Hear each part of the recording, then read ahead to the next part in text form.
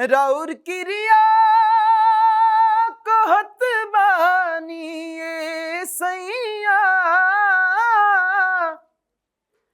आलोर बहला से ढरक जाला।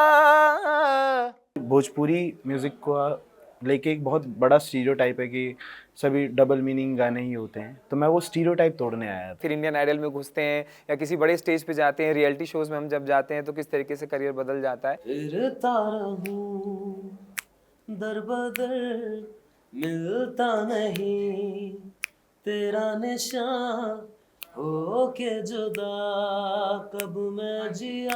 तो आप क्या सोच रहे हैं, मतलब सिंगिंग के साथ साथ मॉडलिंग में भी उतरना है आपने? गरज के बरस जाला ऊ बदरा कैसन एक झोंका से सरक जाला ऊ अचरा कैसन। पूरी दुनिया पूछना चाहती है क्या रियलिटी शोज स्क्रिप्टेड है, क्या आप लोग को पता है कि आप लोग को क्या बोलना है, या सब रॉ चलता है? अज रांझे हाँ अज रांझे किराए ते ले ले के हीरा इश्के दी चादर करी जान ली। उसके बाद हमने मुस्कुराना छोड़ दिया कि उसके बाद हमने मुस्कुराना छोड़ दिया, दिल ऐसा टूटा कि फिर दिल लगाना छोड़ दिया। और वो ढूंढ रहा है ज़माने में हमसे बेहतर, वो ढूंढ रहा है ज़माने में हमसे बेहतर, जिसकी खातिर हमने सारा ज़माना छोड़ दिया। नमस्कार, मैं हूं आपके साथ आशीष दुबे और आज मेरे साथ जो लोग जुड़े हैं वो संगीत की दुनिया से जुड़े हुए हैं। देखिए, संगीत की दुनिया एक ऐसी दुनिया है जहां पे आप सिर्फ सुनते हैं और मनोरंजन होता है, ऐसा कुछ नहीं होता। एक जो सिंगर होता है ना, वो बहुत दिल से गाता है और जब वो गाता है तो पूरी जान लगा के गाता है। आज मेरे साथ मौजूद हैं मनराज वीर, स्वागत है आपका। और मेरे साथ दिवाकर चौबे जी हैं जो कि बिहार से हैं। देखिए, आप दोनों लोगों का जो अभी तक का 2 महीने का सफ़र रहा है वो इंडियन आइडल के साथ रहा है। जो नया सीज़न है उसमें आप लोग काफ़ी बेहतरीन परफॉर्मेंसेस कर रहे हैं और लोग आपके चेहरे से वाकिफ़ होंगे। शब्दों की कमी के साथ इस वक्त मैं आपसे शुरू करना चाहूँगा। देखिए, संगीत की दुनिया में आपने पैर रखा है, सवाल तो सबसे पहले यही बनता है, कभी सोचा था आपने संगीत के बारे में, या आप बहुत पहले से प्रैक्टिस कर रहे हैं कि मुझे संगीत की दुनिया में एज अ सिंगर जो है अपने आप को देखना है आने वाले समय में? प्रैक्टिस तो मैं बहुत पहले से कर रहा हूँ। मैं कह सकता हूँ स्कूल टाइम से मेरी प्रैक्टिस चल रही है। बट स्कूल टाइम में मुझे ये नहीं पता था कि मैं यहाँ तक पहुँच जाऊँगा या लाइक म्यूज़िक को मैं एज अ करियर ले लूँगा। मुझे ये नहीं पता था स्कूल टाइम में। बस ऐसा था कि गाना है, गा के मज़े लेने हैं, अब अपनी आवाज़ सुनते रहनी है। वो मैं भी गाता हूँ, अच्छा है, बहुत बहुत अच्छा है। कौन सी क्लास में आपको ये अंदाज़ा हुआ कि आप सिंगिंग की दुनिया में भी जा सकते हैं? ये मुझे अंदाज़ा हुआ 9th या 10th क्लास में। 9th या 10th में? 10th में तब आप ये नहीं सोच रहे थे मुझे साइंस लेना है या मैथ लेनी है आगे फ्यूचर में? कभी दिमाग में आया होगा ना यार, ये एक तरफ सिंगिंग की दुनिया है जहाँ स्ट्रगल दिखता है सामने, जब तक आप वहाँ पहुँच नहीं जाओ, उस स्टेज पे ना पहुँच जाओ जहाँ आपकी रियल जगह है, तब तक तो ये लगता है ना स्ट्रगल है। तो आपने कभी सोचा नहीं साइंस की दुनिया में भी चले जाएंगे, अरे बीटेक कर लेंगे, अच्छी शादी हो जाएगी आगे फ्यूचर में, ऐसा कुछ? मैं बताऊँ आपको, 10th क्लास में मैं 10-20% सोच किया था, म्यूज़िक भी है मेरी लाइफ में कुछ। बट जो बाकी जो 80% बचा वो मैं यही सोच रहा था कि साइंस में क्या पढ़ना है, मैथ्स पढ़ना है, फिजिक्स पढ़ना है। एक्चुअली मैं आपको बताऊँ, मैं साइंस स्ट्रीम से ही हूँ जी। मैंने ग्रेजुएशन भी साइंस में, मतलब कंप्यूटर ऑफ साइंसेस में करी है। Computer of sciences, yes. तो ये था, अब जब पढ़ाई ख़त्म हो गई तो मुझे ऐसा लगा अब मुझे छुटकारा मिल गया है। अब मेरे को 100% म्यूज़िक में आना। मनराज, आप कॉलेज गए? या तो कॉलेज में क्या कौन से कोर्स किया आपने? मैं दिल्ली यूनिवर्सिटी से पढ़ा हूँ, शिवाजी कॉलेज से। वहाँ से मैंने बीएससी इन कंप्यूटर साइंस करी, वहाँ से किया ग्रेजुएट। लेकिन संगीत की दुनिया में आपने पैर रखी नहीं है इसके बाद? हाँ यार, बीटेक कर लेती, वर्क फ्रॉम होम, पैसा भी अच्छा मिलता। जैसे कहते हैं ना लोग, 2 नाव में पैर सवार, मेरे थे 2 नाव में। 2 नाव में, एक नाव में म्यूजिक था, एक नाव में पढ़ाई थी। वो अभी भी साथ साथ चल ही रहा है। चल रहा है, स्टडी तो चल ही रही होंगी मेरे ख्याल से। आगे उस पर भी घुसेंगे कि आपका ये जो 2 महीने का होता है, फिर इंडियन आइडल में घुसते हैं या किसी बड़े स्टेज पे जाते हैं, रियलिटी शोज़ में हम जब जाते हैं तो किस तरीके से करियर बदल जाता है। तो मैं दिवाकर जी आपसे भी जानना चाहता हूँ कि आपका ये जो सफ़र छोटा सा स्टार्ट हुआ संगीत का, कि आपने पहले से ऐसा सोचा हुआ था या अचानक से कोई चेंज आया? ये मेरी जो जर्नी स्टार्ट हुई है वो 6 साल की उम्र से स्टार्ट हुई है। मेरे फादर साहब की वजह से ये, मैं पापा को फादर साहब ही बुलाता हूँ। उसके दो कारण हैं कि जितना मैं उनसे प्यार करता हूँ उतना ही उनसे डरता भी हूँ, जी तो इसीलिए वो निकलता है फादर साहब ही। तो मेरे पापा को बहुत शौक था कि वो तबला बजाए, बट उनके अंदर वो कभी मतलब फैमिली ने सपोर्ट नहीं किया या कुछ कारणवश वो नहीं सीख पाए।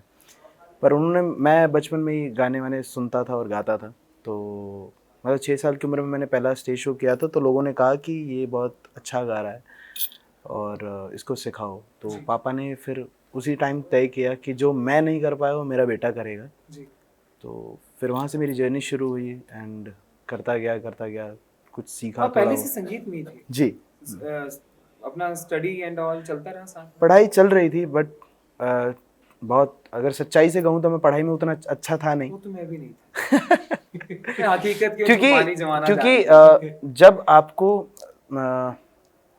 किसी ऐसी चीज का नशा हो जाए ना जो आपकी रगों में दौड़ना शुरू हो जाए, जिसे फिर हम उसके, goals कहते हैं हाँ कभी फ्यूचर के। हाँ, तो फिर उसके बाद किसी और चीज में मन लगता नहीं। जी आप पढ़ भी रहे हैं, आप साइंस का कोई या मैथ्स का कोई सवाल हल कर रहे हैं और गाना चल रहा है, जब भी कोई लड़की देखो मेरा दिल दीवाना डोले ओले ओले, तो कहाँ फिर से ही कहाँ बनने से लगी? ऊपर से गाना देखिए इन्होंने क्या गा के इसमें बताया, इस पूरे एग्जांपल को सेट किया है। सो म्यूजिक एक ऐसी चीज है जो हवा में तैरती है और आप सांस ले रहे हैं, सांस छोड़ रहे हैं, हर चीज में संगीत है। तो आपने कभी वैसे सुबह उठ के वो 5 बजे वाली प्रैक्टिस की है, रियाज? हाँ, बहुत किया है वो। बहुत किया। मतलब अब तो नहीं हो पा रहा है खैर, बट जब मैंने इनिशियली स्टार्ट ही किया था तो मैं 8-8 घंटे रियाज करता था, बैठता था।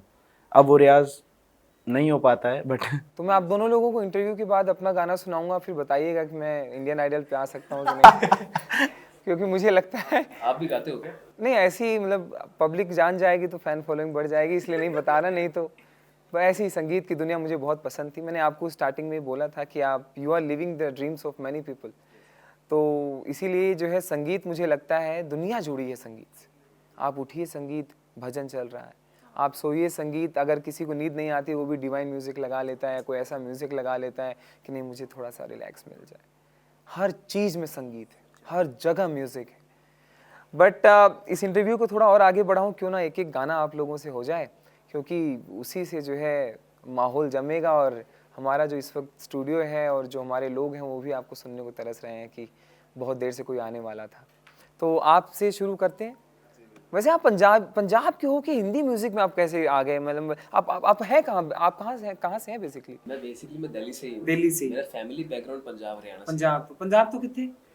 पंजाब में एक्चुअली चंडीगढ़ के पास एक गांव है, उसका नाम है पिलखनी। पिलखनी। भाजी मैं चंडीगढ़ ही रहा हूँ इस साल। अच्छा, पिलखनी आई नो। डेरा बस्सी के पास में ही है। तो मेरा फैमिली बैकग्राउंड सब उसके आसपास से ही है। जी तो देन मेरे दादा ने क्या किया, जब पहले ही वो आर्मी में चले गए, जी देन आर्मी में जाने के बाद वो आगे वहाँ पे दिल्ली में आ गए। जी जी जी 1984 में उन्होंने वहाँ पे घर बनाया, तो फिर वहाँ से वो पूरी फैमिली को उन्होंने यहाँ सेटल कर दिया। फिर दिल्ली वाले हो गया। उनके जो भाई थे वो अभी भी वहाँ पे हैं। हालांकि मेरे दादा के 10 भाई बहन हैं, 6 भाई हैं 4 बहनें। तो 2-3 दिन इंटरव्यू के बाद इस पे डिस्कस करेंगे। वो छोड़ो, लंबा डिस्कशन है ये तो। ठीक है। क्या हो गया, वो वहाँ पे दिल्ली आ गए। तो फिर उसके बाद उन्हीं की वजह से सारा, मेरे पापा भी दिल्ली से ही है, मैं भी वहीं से हूँ। हालांकि मुझे बहुत बोलते हैं तू सरदार है, तू पंजाब, मतलब तू हिंदी कैसे गाता है? हाँ एग्जैक्टली, मतलब मेरे मन में सवाल है। वो स्टार्टिंग से यही रहा है, क्या यहाँ पे रह के हिंदी म्यूजिक सुनना। हालांकि मैं पंजाबी भी गाता हूँ। अरे क्या बात है, इन बिटवीन में आपसे एक पंजाबी गाना लूंगा, लेकिन आप जो जिस तरीके से इस वक्त इंडियन आइडल में फेमस होते जा रहे हैं, आप उसी से एक संगीत अपना जो है शुरू करते तो इंटरव्यू की जान आ जाती थोड़ी। तो वही गाना जो गाना, जिस गाने को ऑडिशन में लोगों ने इतना प्यार दिया है। हाँ, ऑडिशन वाला गाना ही आप सुनाएंगे तो ज्यादा भी मजा आएगा।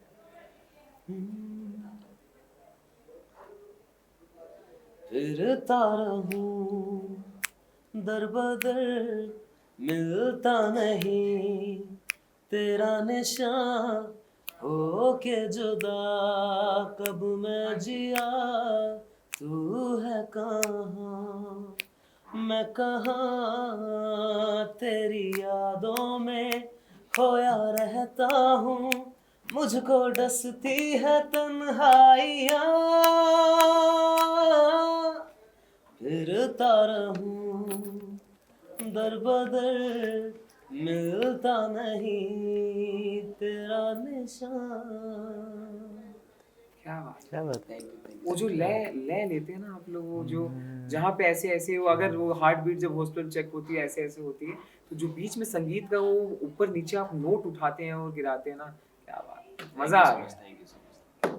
आपसे एक संगीत हो जाए, क्योंकि आप मैं बड़ा घुस जाते हैं गानों में, मैंने देखा है, तो एक आध गाना आपसे जरूर बनता है। जी जरूर। सुखविंदर जी का आप बीच में सुनाइएगा, जब आपने सुखविंदर जी के साथ जो जी किया ना जी स्टेज पे, बिल्कुल वो तो डिस्कशन का पात्र है। बिल्कुल। और मैं खुद भी उस विषय पे बात करना चाहूँगा। बिल्कुल। पर पहले एक गाना सुनाता हूँ। एंड मैं जिस विजन से आया था आइडल में, उस विजन को लेके एक गाना मैं सुनाता हूँ, क्योंकि भोजपुरी म्यूज़िक को लेके एक बहुत बड़ा स्टीरियोटाइप है कि सभी डबल मीनिंग गाने ही होते हैं। तो मैं वो स्टीरियोटाइप तोड़ने आया था। मेरे माइंड में यही था कि भोजपुरी में कुछ अच्छी कंपोजिशंस भी हैं जो लोगों तक पहुँचे, लोग जाने कि असली भोजपुरी संगीत क्या है। तो मैं कुछ सुनाता हूँ भोजपुरी भोजपुरी। में? जी। अरे क्या बात है। और ये मैंने भी ऑडिशन में गाया था जिस पे बहुत प्यार, जैसे भाई को बहुत प्यार मिला था, तो वैसे ही मैं भोजपुरी में एक पूर्वी विधा होती है। पूर्वी विधा। जी। सो ये भोजपुरी का फोक है। हम्म, गरज के बरस जाला ऊ बदरा कैसन, एक झोंका से सरक जाला ऊ अचरा कैसन, राउर किरिया कहत बानी ये सैया, अलोर बहला से ढरक जाला ऊ कजरा कैसन, किया चर भीज गइल बा नए नवा के नीर से, ना जाने कौना पीर से ना। अरे यार क्या बात, बहुत खूब, मज़ा आ गया सुन के। और आपका ये जो वीडियो है, आपको मालूम होना चाहिए सोशल मीडिया पे बहुत वायरल, क्योंकि इंडियन आइडल का वो छोटा सा वो कैप्चर रील जो है वो मैं बहुत पहले सेव कर चुका था। जब मुझे पता चला कि आप जो है आज इंटरव्यू मेरे पास बैठने वाले हैं, ये जाने से पहले मैं दोबारा ज़रूर सुनूंगा ये गाना आपसे क्योंकि इतना बेहतरीन भोजपुरी आपने जो है ऑडिशन में गाया था, कोई मना भी नहीं कर सकता था। आपने वैसे सुना वो ऐसा ऐसा बोला था क्या कि जजेस ने हम मुंबई आ सकते हैं, ऐसा बोला था उन्हें? हम एक्चुअली उस टाइम पे मुंबई में ही थे, तो अच्छा मुंबई में इंटरव्यू, क्या बात, लेकिन मज़ा आ गया यार। आप लोग क्या बेहतरीन गाते हैं, आपने सबको खड़े कर दिया हमारे स्टूडियो में, जो है इस वक्त टीम पूरी खड़ी हो गई पीछे, बहुत खूब। देखिए आपके लिए जो है एक लाइन लिख के भेजा गया था मुझे, he sings like a dream and reminded the nation of KK with his audition performance. ये आपके लिए था, आपके लिए था, आप ही के लिए था। Manraj who came wearing borrowed branded clothes, dreams of someday owning a luxury wardrobe of his own, and is all set to become the heart throb of the show.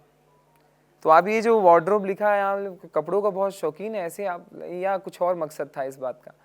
नहीं कपड़ों का एक्चुअली मेरे को स्टाइलिंग बहुत पसंद है, स्टाइलिंग बहुत पसंद है। इसीलिए मैंने अपने कैमरा हीरो से बोला था कि जो है ये दोनों तो स्मार्ट लग रहे हैं, मेरा क्या फ्रेम है आप सर एक बार दोबारा एक बार क्रॉस चेक कर लीजिएगा।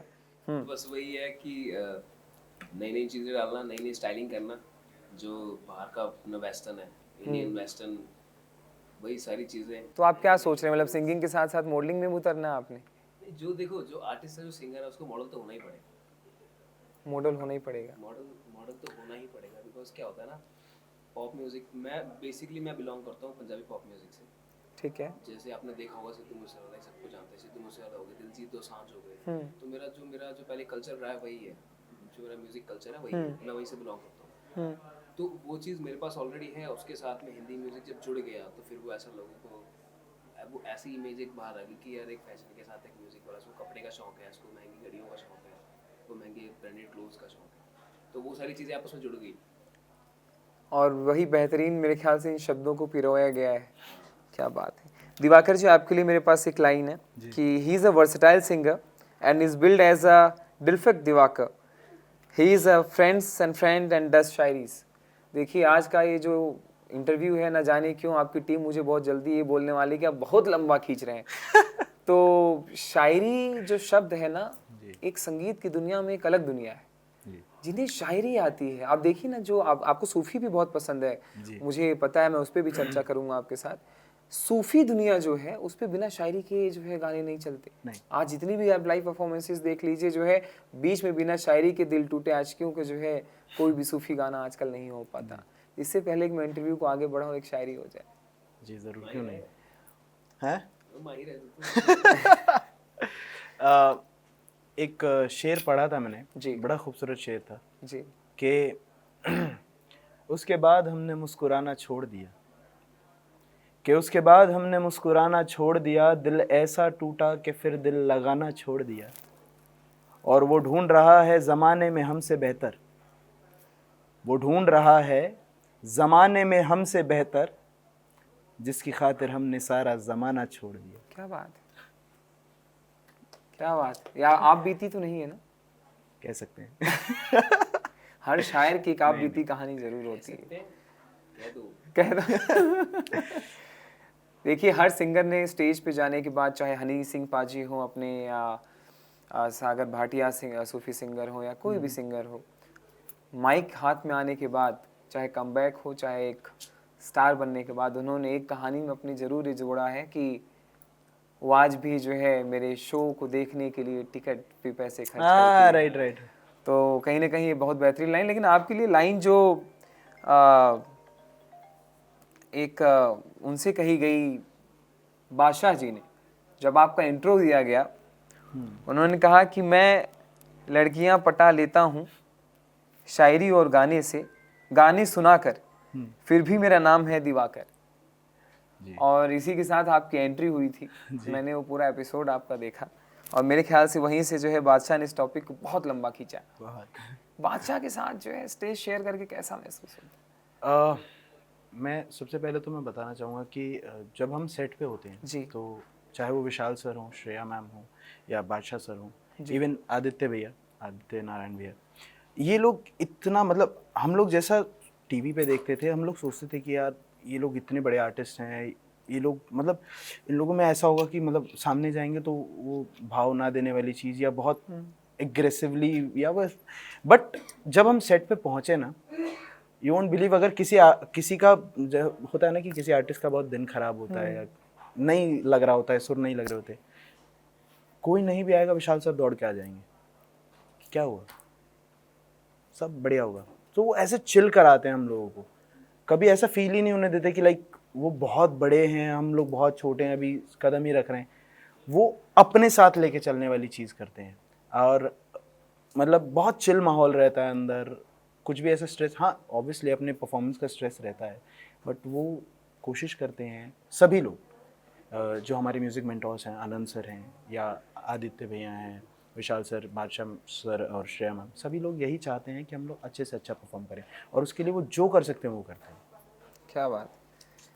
और अगर मैं आपकी बात करूं मनराज जी, तो अभी हाल फिलहाल में जो है एक इवेंट हुआ स्टेज पे, जिसमें प्रीमियर पार्टी कहा गया, जिसे इंडियन आइडल की प्रीमियर पार्टी, और आप लोग उसके हिस्सा रहे।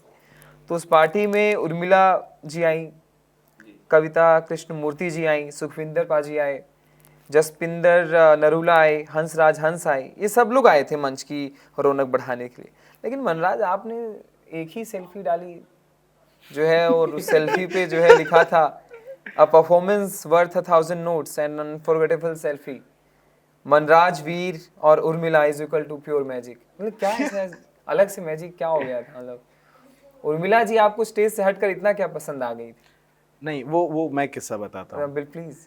वो हुआ ऐसा था कि मनराज ने अपना गाना ख़त्म किया जी, एंड उर्मिला मैम इतना इम्प्रेस हुई, और किसी के साथ उन्होंने कुछ नहीं, मनराज को बाकायदा बुला, और कोइंसिडेंटली उस दिन मनराज ने भी पिंक पहना हुआ था, उर्मिला मैम ने भी पिंक पहना हुआ था। प्लानिंग थी कि आप समझिए ये सब प्लानिंग के तहत किया गया है। सो जी। उर्मिला मैम ने तुरंत के तुरंत, मनराज मुझे तुम्हारे साथ सेल्फी चाहिए। और भाई के चेहरे पे जो खुशी आई है उस टाइम पे, भाई का चेहरा ऐसे खुला है। नहीं, मैं वही हैरान था, इतने लोग आए, सिर्फ एक सेल्फी अपलोड हुई। ये सवाल जो है आप जो है मतलब किस दिशा में अब आप इस पे रोशनी डालिए। नहीं, आपको उनकी एक्टिंग अच्छी लगती है, आपको सिर्फ ये अच्छा लगा कि वो इतना खुश हो गई आपसे? हाँ एक्चुअली देखो, थोड़ा सा मैं भी था ना, मेरी परफॉर्मेंस देख के कोई खुश हुआ, और जो खुश हुआ वो साक्षात उर्मिला मैम, तो क्यों नहीं चलता है यार इतना तो क्या। चलिए मैं आप पे आता हूँ। जी। जब ये इवेंट चल रहा था उस वक्त जो है सुखविंदर पाजी जो है स्टेज पे थे और आपका उन्होंने वो गाना सुना। जी। तो इससे पहले कि सुखविंदर जी का वो चर्चा मैं शुरू करूँ, सुखविंदर जी के सामने जो आपने वो गाना गाया था, एक बार वो गाना सुन लेते हैं। जी। जो उन्होंने एक रुबाई गाई है, मैं उससे शुरू करता हाँ हूँ। बिल्कुल। ईद आई मेरा यार नहीं आया, तेरा बखैर होवे उद दम दी, यार वालिया नींद रमानन असरात गुजारी गम दी, ईद आई मेरा यार नहीं आया, हो तेरे इश्क न जाया कर धैया धैया तक, धैया धैया धैया तक, धैया धैया चल छैया छैया छैया छैया, चल छैया छैया छैया छैया, चल छैया छैया छैया छैया, चल छैया छैया छैया, सारे इश्क की छाँव चल छैया छैया, सारे इश्क की छाँव चल छैया, पाँव जन दे चले चल छैया छैया, पाँव जन दे चले चल छैया, चल छैया छैया छैया छैया, छैया छैया छैया छैया, चल छैया छैया छैया छैया, छैया छैया छैया। क्या बात है, अमेजिंग अमेजिंग। सुखविंदर पाजी ने इसी गाने पे वो बोल दिया था कि आज मेरा यहाँ आना जो है सफल हो गया, और वही लाइन बहुत बड़ा कॉम्प्लीमेंट है, क्योंकि सुखविंदर पाजी के साथ स्टेज शेयर करना किस्मत की बात है, क्योंकि वो नीचे से कोई ऊपर उनको देख रहा हो करीब होकर, वो भी बहुत बड़ी चीज होती है। क्या रहा पूरा वो एपिसोड? देखिए मेरे को पहले तो बिल्कुल भी अंदाजा नहीं था एक्चुअली। मेरी I believe you all should thanks Indian Idol. Yes, career का बहुत बड़ा पार्ट है इंडियन इंडियन आइडल। आइडल को, सोनी टीवी को, सोनी टीवी की पूरी टीम को, मतलब इतना थैंक यू, मतलब जितना थैंक यू बोल सके हम उतना कम है। और मैं आपको किस्सा बताता हूँ। मेरी बैक स्टेज से एंट्री होनी थी और सर मेरे साथ ही खड़े थे और उनका वैसा गेटअप करवाया गया था कि मैं उनको पहचान नहीं पाया। मतलब मैं इतने क्लोज खड़ा हूँ उनके और मैं उनको पहचान नहीं रहा हूँ कि वो कौन है, और वो बार बार मेरे को ऐसे देखे जा रहे हैं। फिर मेरी एंट्री होती है, फिर सर की एंट्री होती है, कुछ हमारा प्ले ऑफ था, और जैसे ही सर ने अपना वो दाढ़ी वाड़ी उतारी, मेरा ऐसा माथा फटा। मैं कहा हे भगवान, मैं इनके साथ ही पीछे खड़ा था और मैं पैर भी नहीं छू पाया उस टाइम पे। बड़ा स्टाइल में उतारा उन्होंने। हाँ, वो बहुत स्टाइल में उतारा। मैं दोनों ऐसे पैर धम करके बैठा नीचे। आदि भैया ने बोला तेरे को पता नहीं था? मैं कहा मेरे को बिल्कुल आइडिया नहीं था कि वही है।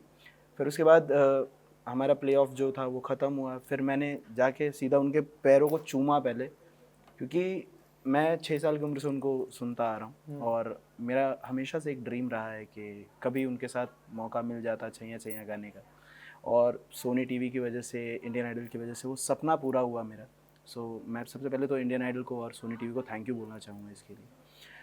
इंडियन आइडल ने तो बहुतों के करियर को एकदम बदल कर रख दिया, न जाने कितने सपने पूरे किए।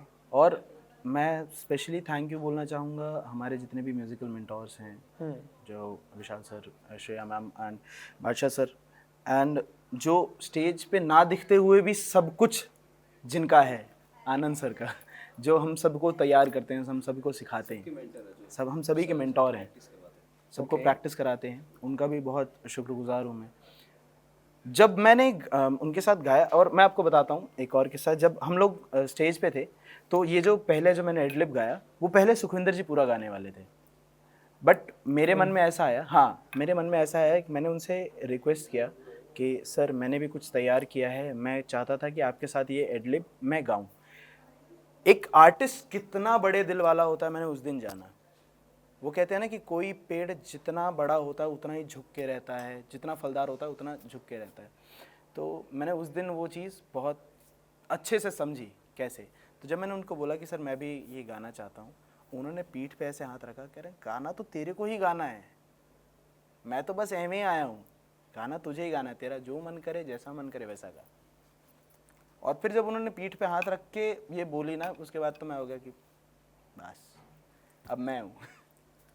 सो वो उनका एक बड़प्पन और जो कहते हैं ना एक हम्बलनेस उनकी थी टुवर्ड्स द कंटेस्टेंट्स, और मतलब वो अनमैचेबल, मतलब अनबिलीवेबल मैं तो कहूँगा कि वो शब्दों में बयान नहीं कर सकता कोई इंसान।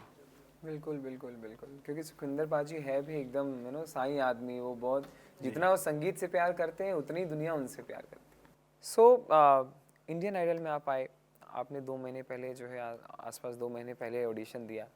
तो जब ये इंडियन आइडल, जनता भी जानना चाहती हाउ इंडियन आइडल या रियलिटी शोज वर्क, लाइक आप लोग जब आए आपने ऑडिशन दिया, तो क्या अब आप लोग पूरी तरीके से इंडियन आइडल टीम के साथ ही रहते हैं, उन्हीं लोगों के साथ पूरा स्टे रहता है, और क्या लाइफ में चेंज क्या आया है अभी अचानक से ड्रेस्टिकली?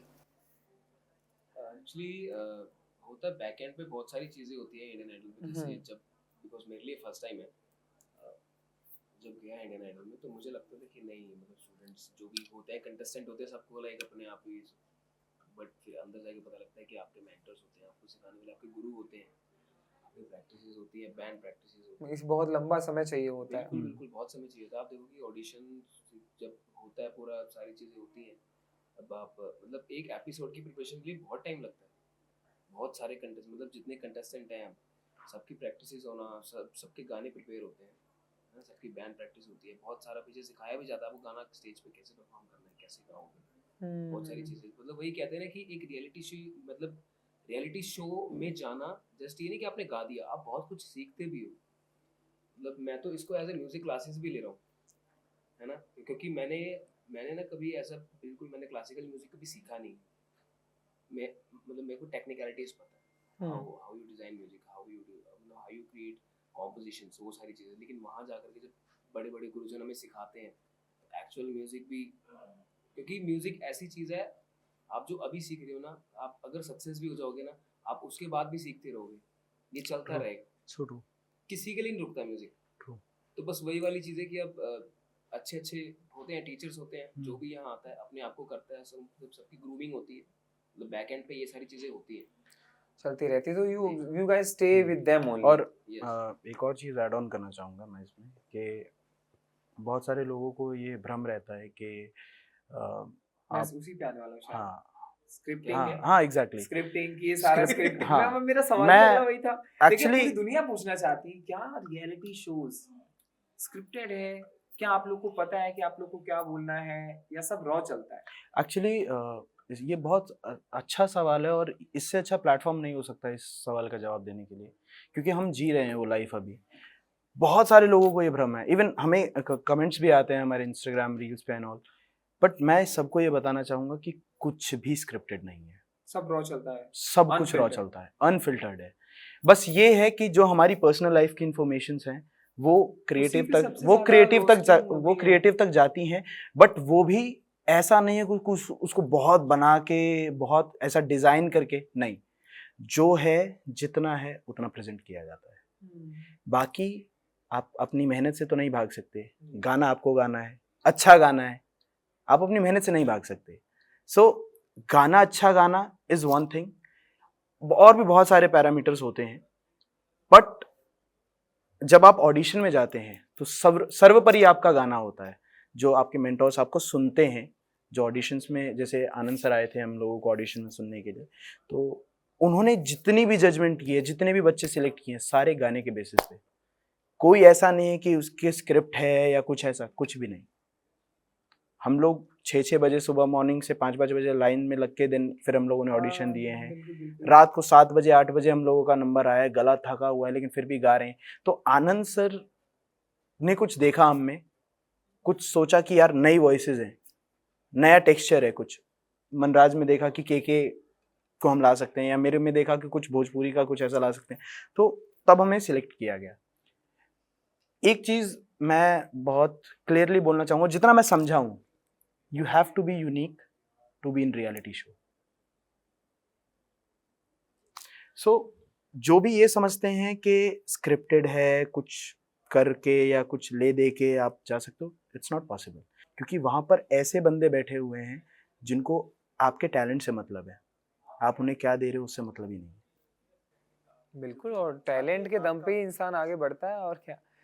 वो बड़े कहते हैं ना कि सोर्स लगा दीजिए, गद्दी तो मिल जाएगी। गद्दी पे बैठे रहने का दम उसमें होना चाहिए, है ना। तो इससे पहले कि मैं उन पे शिफ्ट हूँ, मैं आपके लिए एक शायरी कहना चाहता हूँ, और मैं कुछ भी पहले से लिखा हुआ नहीं कहूँगा, जो दिल में आएगा वही आज कह दूंगा। कहते हैं कि जमाना न पूछे आप करिएगा क्या, कि जमाना न पूछे आप करिएगा क्या, मंजिल पे पहुंचेंगे कि नहीं ये आप सोचिएगा क्या, और सफर का मजा लीजिए जनाब, जिंदगी बड़ी छोटी है, बिना मेहनत के आप कीजिएगा क्या। तो बिना मेहनत के कुछ भी नहीं मिलता। और इसी के साथ मैं पंजाब की तरफ जरा रुख मोड़ लेता हूँ, और जैसा कि हमारे बीच इस वक्त एक पंजाबी लुक बैठे हैं, तो मैं एक दौर ये भी दिखाना चाहता हूँ, क्योंकि वक्त बदला है। अब मैंने भोजपुरी सुन लिया, मैंने हिंदी सुन लिया, अब थोड़ा पंजाबी भी हो जाए तो 3 टेक्सचर हो जाएगा इस इंटरव्यू में। हाँ एग्जैक्टली, क्योंकि एक्चुअली मैंने अभी तक इंडियन आइडल के स्टेज पे भी नहीं गया है। अरे ये क्या first time बात हो रहा है। ये this is the biggest Interview में स्टेज first time हो रहा है। For that. तो एक फोक है जो कि कोक स्टूडियो में किया, परफॉर्म किया दिलजीत ने जी। और गुरदास मान साहब। गुरदास मान जी। हाँ। वो मेरा बहुत फेवरेट फोक है, वही मैं उसे कुछ पेश करना चाहता हूँ। क्यों नहीं? हाँ।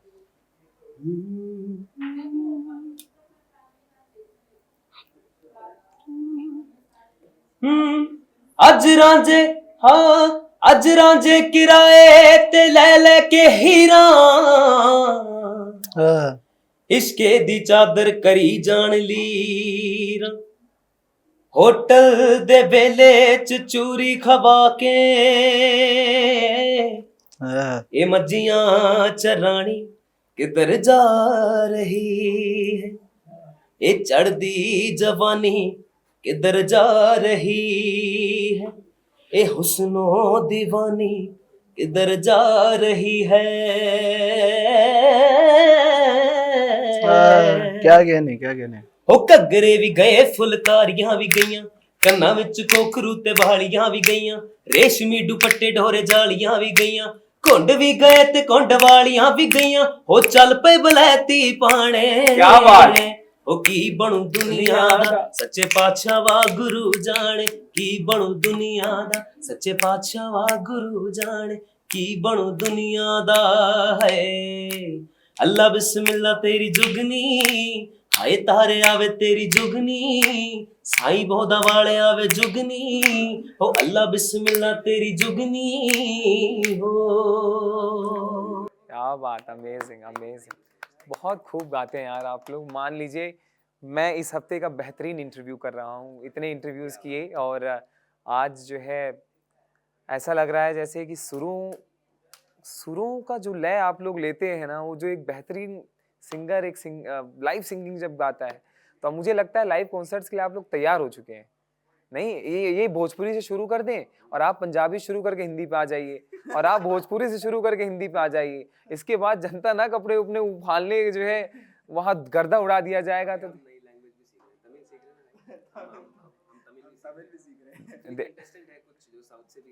अच्छा, क्या बात।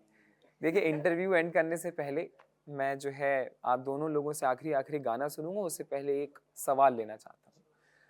इससे पहले कि मुझे लगता है वक्त का जायजा जरूर मेरे ख्याल से होता जा रहा है, टीम आपकी आंखें दिखाना शुरू करे, इससे पहले मैं जो है खुद रुख मोड़ देता हूँ।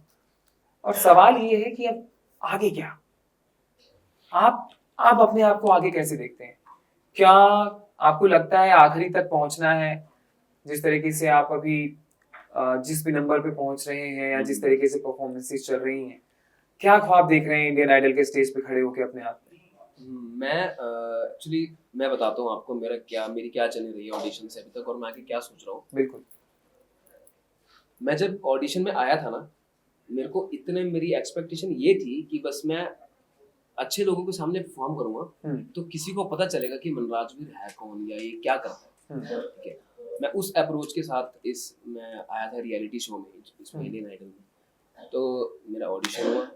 पहले तो जब मेरे को सिलेक्ट किया गया, ठीक है, मैं जब सिलेक्ट हुआ तो एक्चुअली मैं 4-5 साल से ट्राई कर रहा था ऑलरेडी। मैं जब अपने कॉलेज में था फर्स्ट ईयर में, मैं तब से ट्राई कर रहा हूँ Indian Idol. 10 season, 11 season, 12, 13, 14, 15, 16 finally में जाके जब मुझे मौका मिला और ऑडिशन मैंने दिया, मैं सिर्फ ये सोच के गया था कि ऑडिशन में मेरे को गोल्डन टिकट मिल जाए, मैं सिलेक्ट हो जाऊँ ताकि मैं अगले स्टेप पे चला जाऊँ। पहले तो मैंने ऑडिशन दिया, मेरे को मिल गया platinum, direct entry to top 16। उसके बाद उस पे एक अच्छी चीज़ और हुई, विशाल सर से, श्रेया घोषाल मैम एंड बादशाह भाजी, मेरे को माइक तो दे दिया। अब वो ऑडिशन अच्छा खासा इंस्टाग्राम पे चला भी, सबको पता लगा काफी कि यार, वीडियो। हाँ, लोगों ने मुझे चलो ठीक है, अगर लोगों ने जानना स्टार्ट कर दिया, चलो बोलते हैं तो केके मतलब सब कुछ लोग बोल रहे हैं केके इज बैक, है ना। तो मतलब इतना प्यार मुझे वहां मिल गया।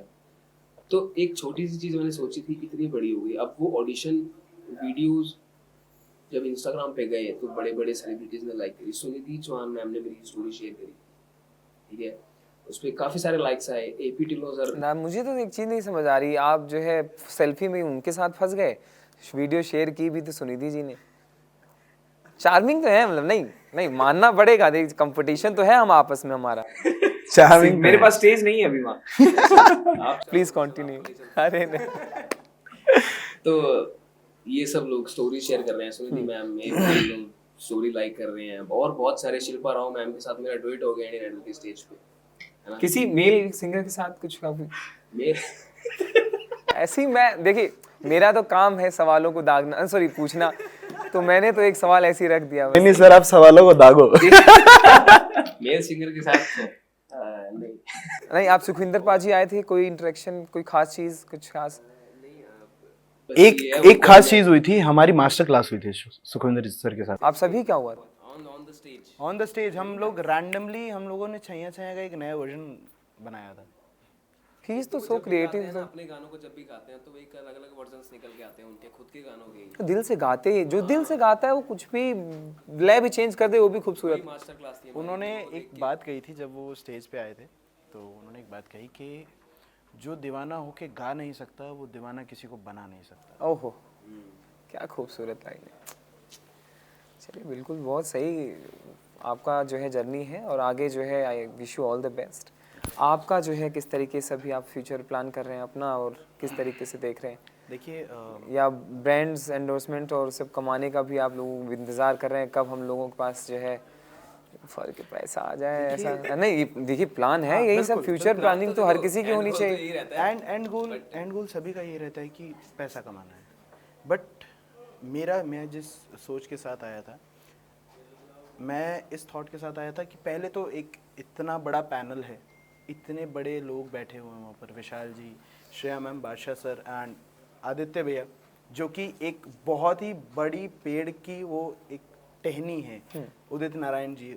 सो उन सब के सामने गाना अपने आप में बहुत बड़ी चीज़ है। बिल्कुल, बहुत बढ़िया। और आपको गाने का मौका मिल रहा है, इससे बड़ी कोई चीज़ नहीं हो सकती। देन सेकंड थिंग, मैं नेशनल टेलीविज़न पे गा रहा हूँ, मुझे 140 करोड़ या 150 करोड़ की जो भारत की जनता है वो सुन रही है, मेरे म्यूज़िक को सुन रही है, मेरी आवाज़ को सुन रही है, और मेरी आवाज़ को सुन के मुझे पसंद कर रही है या ना पसंद कर रही है, बट मेरी आवाज़ उन तक पहुँच रही है, वो सबसे बड़ी बात। सो पैसा कमाने को कमा लेगा इंसान, 9 to 5 जॉब करके भी कमा लेगा, लेकिन इंसान के दिलों को कमाना बड़ा मुश्किल है।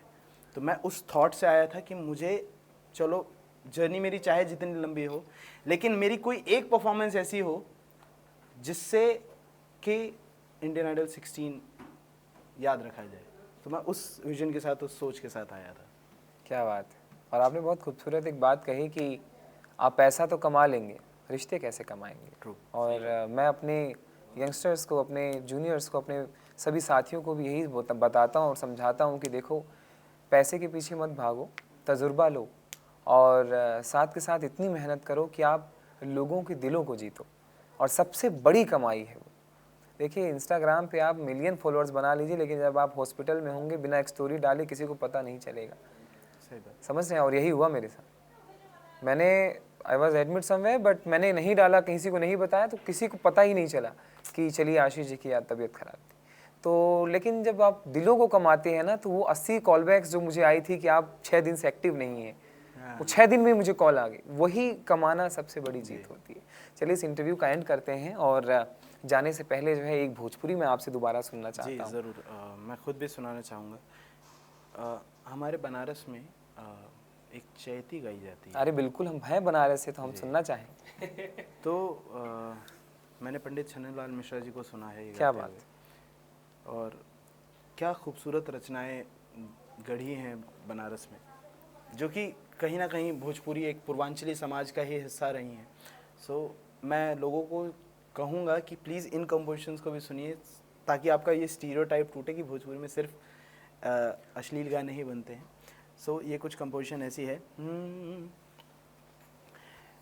अरे से जिया से सैया रूठ गए ले हो रामा,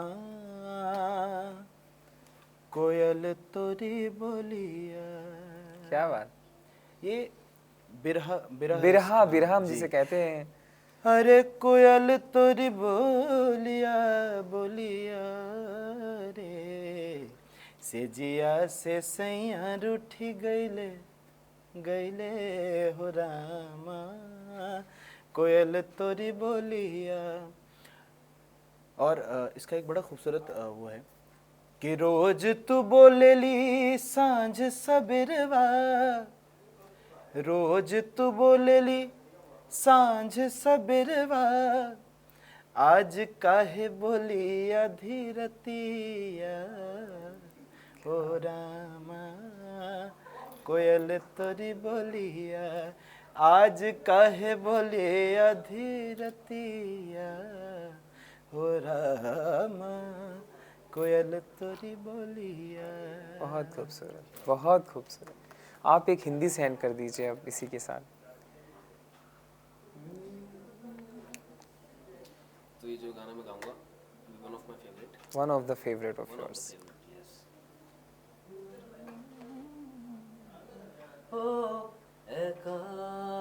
क्या बात। आशियों होता हर शाम साथ तू होता, चुपचाप दिल न यूं रोता, हर शाम साथ तू होता, गुजारा हो तेरे बिन गुजारा अब मुश्किल है लगता, नजारा हो तेरा ही नजारा अब हर दिन है लगता, हाँ हाल दिल तुझको सुनाता, दिल अगर ये बोल पाता बाखुदा तुझको है चाहता जान। क्या बात है। तेरे संग जो पल बिताता वक्त से मैं वो मांग लाता, याद करके मुस्कुराता, हाँ ओ हो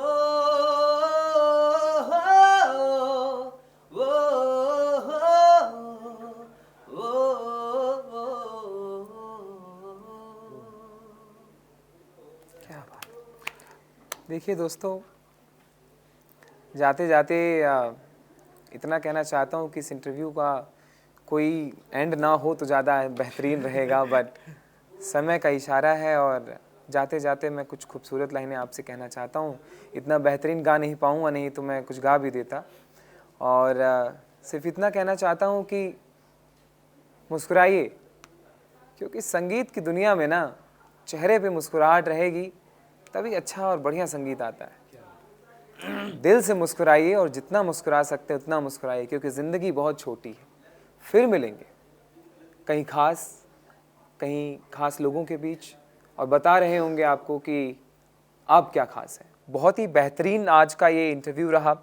देखिए मैं आपसे एक चीज़ और कहना चाहता हूँ शनिवार और इतवार को आप जो है ज़रूर सोनी एंटरटेनमेंट टेलीविज़न पर रात 8 बजे ये शो ज़रूर देखिए, क्योंकि ऐसे बेहतरीन आवाज़ें ही तो आपके दिल को छुएंगी, तभी तो आप भी कहेंगे भारत में संगीत आज भी ज़िंदा है।